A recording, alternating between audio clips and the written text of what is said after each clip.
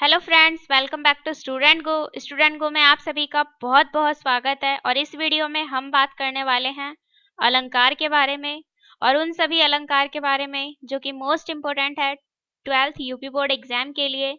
तो आइए स्टार्ट करते हैं इस वीडियो को स्टार्ट करने से पहले अगर आप हमारे चैनल पे न्यू आए हैं तो प्लीज़ चैनल को सब्सक्राइब कर लीजिए और साथ में बेल आइकन भी ज़रूर प्रेस कीजिएगा ताकि वीडियोज़ की नोटिफिकेशन आप तक पहुँचती रहे। तो आइए देखते हैं इस वीडियो को। यहाँ पर सबसे पहला जो अलंकार दिया गया है काफी इंपॉर्टेंट है बोर्ड एग्जाम के लिए। तो सबसे पहला अलंकार है अनुप्रास अलंकार। तो आइए देखते हैं आप इसकी इजी डेफिनेशन। काव्य में जहाँ एक ही व्यंजन की आवृत्ति बार बार हो, स्वर में भले ही भिन्नता हो, वहां अनुप्रास अलंकार होता है। इसमें कहा गया है कि जहां पर एक ही व्यंजन बार बार आए, बेशक उसके स्वर में डिफरेंस हो यानी कि स्वर में बेशक भिन्नता हो, तो उसे अनुप्रास अलंकार कहेंगे। जैसे यहाँ पर इसका एग्जाम्पल दिया गया है, तरनी तनुजा तट तमाल तरुवर बहु छाए। यहाँ पर जो त व्यंजन है वो कई बार आया है। जैसे यहाँ पर तरनी में भी त व्यंजन आया है, फिर तनुजा में भी त व्यंजन आया है, इसके बाद तट में भी त व्यंजन है, तमाल में भी त व्यंजन है और तरुवर में भी त व्यंजन है।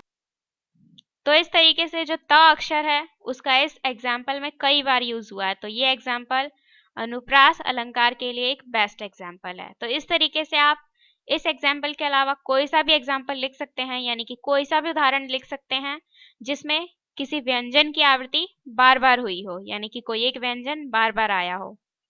तो यहाँ पर इस वीडियो की मैं एक खासियत बता देती हूँ कि इस वीडियो में जितने भी डेफिनेशन बताए गए हैं सारे इजी डेफिनेशन बताए गए हैं। इस वीडियो में से आप इन सभी के डेफिनेशन नोट डाउन भी कर सकते हैं क्योंकि ये काफ़ी इजी है और इनमें जो भी एग्जाम्पल बताए गए हैं वो भी एक एक छांट के एग्जाम्पल बताए गए हैं जो कि बहुत ही इजी है, जिन्हें आप आसानी से याद कर सकते हैं। क्योंकि बुक में इतने इजी एग्जाम्पल्स नहीं दिए होते हैं, एग्जाम्पल होते हैं बट बहुत ही हार्ड होते हैं जिन्हें हम आसानी से याद नहीं रख पाते और याद करने के बाद भी भूल जाते हैं। तो यहाँ पर वो एग्जाम्पल्स हैं जिन्हें आप आसानी से याद रख सकते हैं और इन्हें आप भूलेंगे भी नहीं। इसके बाद देखते हैं दूसरा अलंकार। दूसरा अलंकार है यमक अलंकार। यमक अलंकार की डेफिनेशन दी गई है, काव्य में जहाँ शब्दों की आवृत्ति बार बार हो किंतु अर्थों में भिन्नता हो, वहां यमक अलंकार होता है। यानी कि जहां पर एक ही शब्द बार बार यूज हो लेकिन उसका जो मतलब है वो बदल जाए हर बार, तो वहां पर यमक अलंकार होता है। इसमें अक्षर की बात की गई थी और इसमें शब्द की बात की गई है। यानी कि अनुप्रास में एक व्यंजन की आवृत्ति बार बार होती है और यमक अलंकार में किसी शब्द की आवृत्ति बार बार होती है। तो आइए देखते हैं इसका एग्जाम्पल इसका देखिए काफी छोटा है। ऊधो जोग जोग हम नाही। यहाँ पर जोग जोग जो शब्द है वो 2 बार यूज हुआ है, लेकिन दोनों शब्दों का यहाँ पर अलग अलग अर्थ है, इसलिए ये जो एग्जाम्पल है ये यमक अलंकार के लिए बेस्ट एग्जाम्पल है। नेक्स्ट देखते हैं जो तीसरा मोस्ट इंपोर्टेंट अलंकार है वो है श्लेष अलंकार।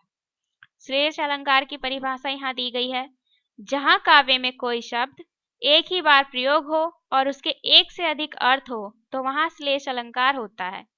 यानी कि यमक अलंकार में बताया गया था कि कोई शब्द बार बार आए और उसका जो अर्थ है वो भी अलग अलग हो तो वहां पर यमक अलंकार होता है।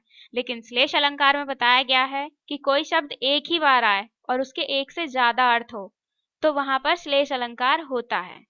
जैसे यहाँ पर दिया गया है एग्जाम्पल में, पानी गए न उबरे मोती मानुष चून। यहाँ पर पानी के अर्थ जो है वो बदल गए हैं। इसके बाद दिया गया है जो चौथा, ये दिया गया है उपमा अलंकार। उपमा अलंकार ये भी कई बार बोर्ड एग्जाम में पूछा जा चुका है तो ये भी आपके लिए मोस्ट इंपोर्टेंट है। तो आइए देखते हैं इसकी परिभाषा। जहां उपमेय में और उपमान की गुण धर्म क्रिया आदि के आधार पर समानता प्रकट की जाए वहां उपमा अलंकार होता है। रिपीट करते हैं इसे, जहां उपमेय में और उपमान की गुण धर्म क्रिया आदि के आधार पर समानता प्रकट की जाए वहां उपमा अलंकार होता है। इसका एग्जाम्पल दिया गया है, राधा के चरण गुलाब के समान कोमल हैं। उपमा अलंकार की खासियत है कि इसमें एक चीज की तुलना दूसरे चीज से की जाती है। जैसे इस एग्जाम्पल में किया गया है, इस एग्जाम्पल में राधा के चरण की तुलना गुलाब के फूल से की गई है। राधा के चरण गुलाब के समान कोमल है, तो इसलिए ये एग्जाम्पल उपमा अलंकार का बेस्ट एग्जाम्पल है। इसके बाद आता है 5वां अलंकार है रूपक अलंकार। ये भी आपके लिए मोस्ट इंपोर्टेंट है। रूपक अलंकार, जहां उपमेय को उपमान के रूप में कहा जाए वहां रूपक अलंकार होता है। ध्यान दीजिए, इसे कहा गया है जहां उपमेय को उपमान के रूप में कहा जाए वहां रूपक अलंकार होता है। जैसे इसका एग्जाम्पल दिया गया है, हमारे हरिहारिल की लकड़ी।